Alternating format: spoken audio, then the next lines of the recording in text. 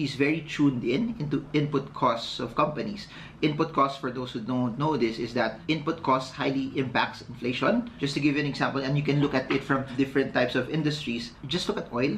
Look at the industries that are highly dependent on it, because as those prices continue to go up, input costs for those businesses that are massively dependent on it will be hit.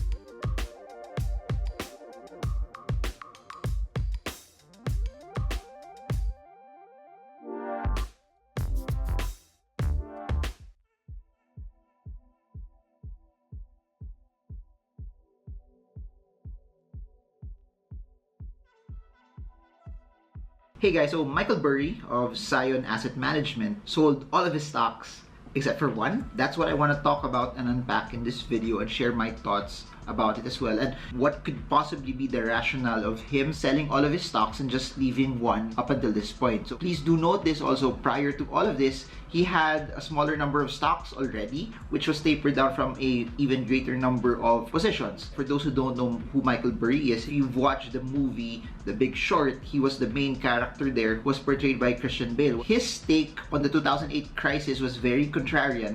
A large chunk of the population did not believe in his thesis, but in spite of that, he took the risk. He stuck with his conviction, even if also it could have hit him financially. And after all that was said and done, he profited a very, very large amount of money during the 2008 financial crisis. Not just him, but also the fund that he manages and the investors that piled in money into that fund. After watching The Big Short and after learning about his story, I started to follow him. But that's my style as an investor. I try to pick up as much as I can, but I try to still also put it in context to how I want to construct my portfolio and my certain convictions. One example of that is Michael Burry is one of the people who's against Bitcoin, who think that it's not gonna go anywhere as well. So I may not agree with his stance, I may not agree with his view on it. All of his other views, all of his other takes, it doesn't mean that it's not worth studying and looking into. There's a reason why he's massively rich, because he made calls based on his conviction and stuck with them. And there's a lot of things that we can unpack from all of that as well. One of the things also that he's pretty much into over the past years that I didn't really agree with from an investment philosophy was he didn't like Tesla. He was shorting Tesla stocks. His conviction does not jive with ARK Invest's Cathie Wood. And he'd even be seen also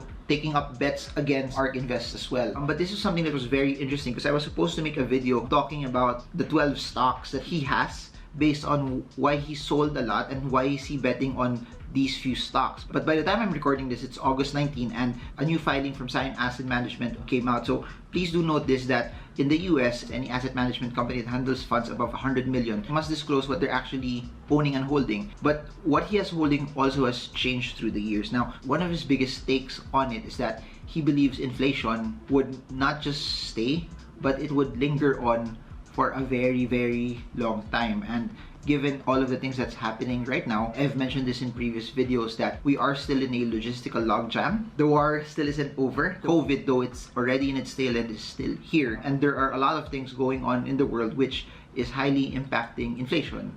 And that's his main thesis into all of this, that inflation would linger, and as inflation would linger, it would affect companies' earnings. One very, very important take from Michael Burry is that he's very tuned into input costs of companies.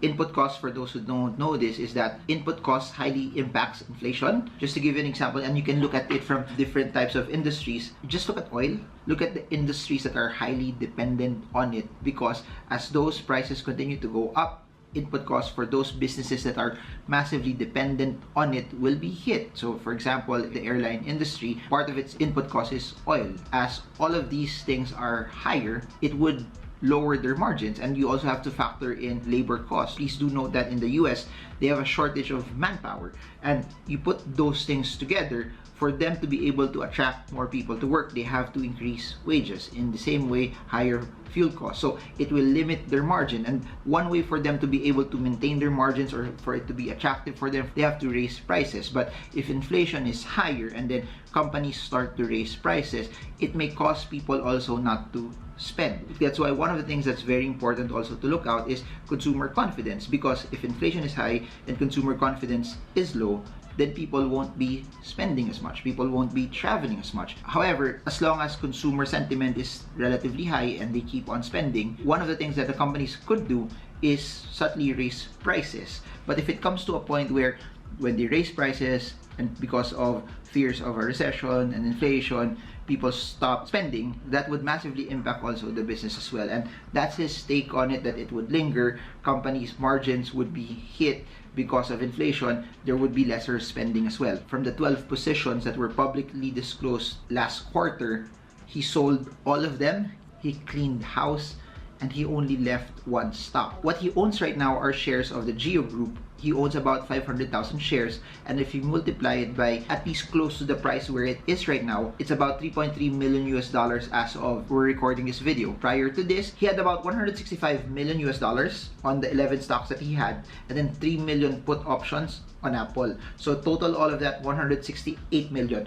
All of that sold down, cleaned house. From 168, he only has 500,000 shares of Geo, which is about 3 million US dollars. So in terms of how big his portfolio is, it's now relatively in cash. It also depicts his behavior and what he believes the sentiment of the market will be. Of course, everyone's entitled to their own opinions. There are some people who are still putting this in a bull case. Also, there are people who are in the middle. There are people who are bearish. I want to know your thoughts. Did he make the right decision to sell, to get out of his stocks and just buy one? Or he's wrong with it and he should have been a net long investor and position, because this may not last very, very long. Please do note that his previous positions were companies that were very essential or had very, very low input costs or were very, very big already and also got battered down. From Alphabet / Google, Facebook / Meta, so many slashes going on. Bristol Myers Squibb, Booking Holdings, Cigna Corp, Global Payments, and Nexstar Media Group. So all of that was sold down. Aside from inflation, based on what he's saying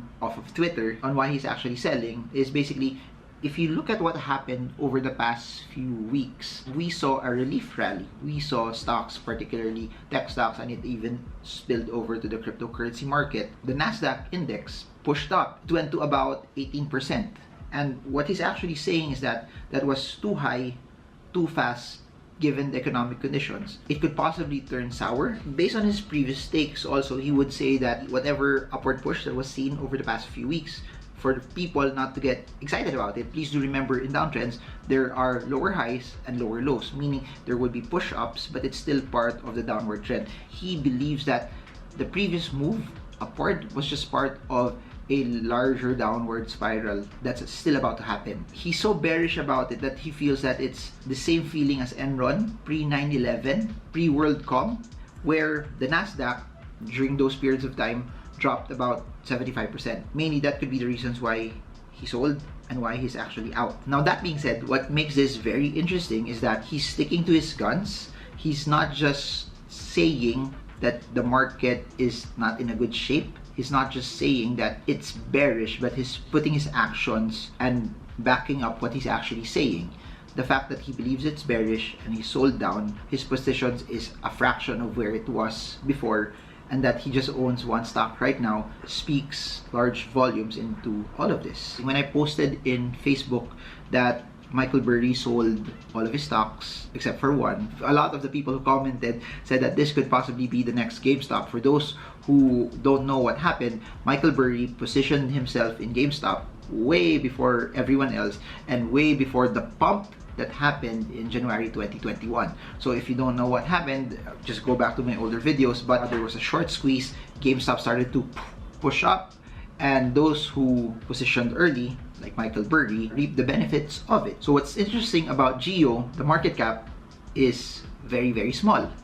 And if there's one thing that I've seen also in the stock market or even in the crypto market, the larger the market cap, the harder it is for it to go up, the harder it is for it to also go down. But the smaller the market cap, similar to Geo, 900 million US dollars, dumps will be also faster, but in the same way, push-ups could also be relatively faster. So Geo invests in private prisons and mental health facilities. They're based in Florida, and they're the leading provider of enhanced in-custody rehabilitation, post-release support, electric monitoring, and community-based programs. So that's all I know as of now for Geo. If you want me to do a deep dive on the company, put it down below. But it doesn't change the fact that Michael Burry sold everything, bought one stock with relatively a small position, about 3 million, versus his other holdings in the past, and that one stock is Geo, which is highly related to mental health rehab facilities and prisons. My take in all of this is still no one has a crystal ball on how the market will go over the next year, over the next 2 years, over the next 3 years, over the next 5 years. What Michael Burry is doing is him acting based on his conviction. It's him basing it on the analysis that he has in front of him. It's him also making a stand, making a conviction that if he's right, he stands to protect himself also from a larger downfall. And maybe when things drop, he gets to position again, or maybe he's just waiting when to actually go short as well. If there's one thing that I'll say over and over from those that have been very, very successful in investing, regardless if it's a stock market or the crypto market, they stuck to their guns. They spent a lot of time to study. They spent a lot of time to build a conviction. Once they got their facts aligned, their information aligned, and they have full conviction in it, they go about their conviction. It may not be the same as what everyone else is doing, but that's why they become rich, them who we are talking about, because they make bets that 99.99% of the population actually don't make. Sharing this video, we can also go through it in the next few years, how it actually unfolded, and if it was actually a really, really good bet for Michael Burry. But if there's one thing that's very true based on how he's acting, he isn't bullish about what he's seeing, and his actions are speaking louder than words on how he believes the market is. If you like this video, give this channel a subscribe, hit the bell so you get updated every time I come up with new content, and click the like button so YouTube promotes this, and leave a comment below if you have any questions. And that's it. Marvin Germo, I hope this video helps you trade well, trade strong, trade smart. See you all again soon, and God bless you all.